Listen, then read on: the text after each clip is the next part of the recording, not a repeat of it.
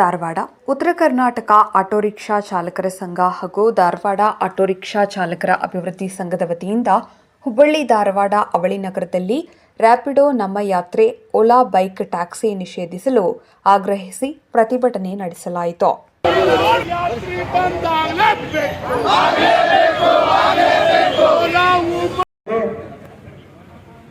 ಇವತ್ತು 2023ರಿಂದ ಸರ್ಕಾರ ಬಂದ ಮೇಲೆ ಶಕ್ತಿ ಯೋಜನೆ ತಂದುಬಿಟ್ಟು ಇಡೀ ಆಟೋ ರಿಕ್ಷಾ ಚಾಲಕರ ಜೀವನಕ್ಕೆ ನೀರು ಹಾಕಿ ಬೀದಿಗೆ ತಂದುಬಿಟ್ಟಿದೆ.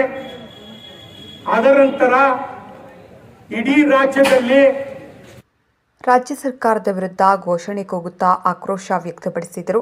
ಪ್ರತಿಭಟನೆಯಲ್ಲಿ ಆಟೋ ರಿಕ್ಷಾ ಚಾಲಕರ ಅಭಿವೃದ್ಧಿ ಸಂಘದ ರಾಜ್ಯಾಧ್ಯಕ್ಷ ಶೇಖರಯ್ಯ ಮಠಪತಿ. ಸರ್, ಇವತ್ತು ಇಡೀ ರಾಜ್ಯದಾದ್ಯಂತ 10 ಲಕ್ಷಕ್ಕಿಂತ ಹೆಚ್ಚು auto rickshaw ಚಾಲಕರಿದ್ದೇವೆ.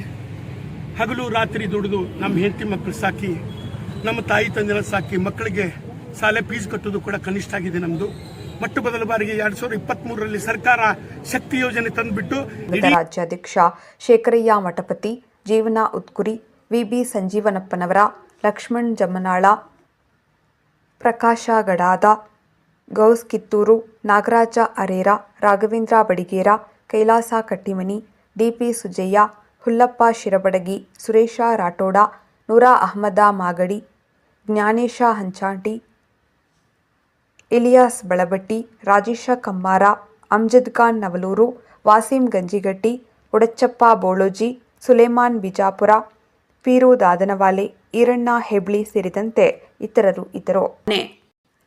Bureau report, Hubballi. ವರದಿ ಬಾಲು. ಈ ಮಾಹಿತಿ ನಿಮ್ಗೆ ಇಷ್ಟವಾಗಿದ್ರೆ ಲೈಕ್ ಮಾಡಿ, ಶೇರ್ ಮಾಡಿ. ಇನ್ನು ಹೆಚ್ಚಿನ ಮಾಹಿತಿಗಾಗಿ ನಮ್ಮ ಚಾನೆಲ್ಗೆ ಸಬ್ಸ್ಕ್ರೈಬ್ ಆಗಿ. Thanks for watching.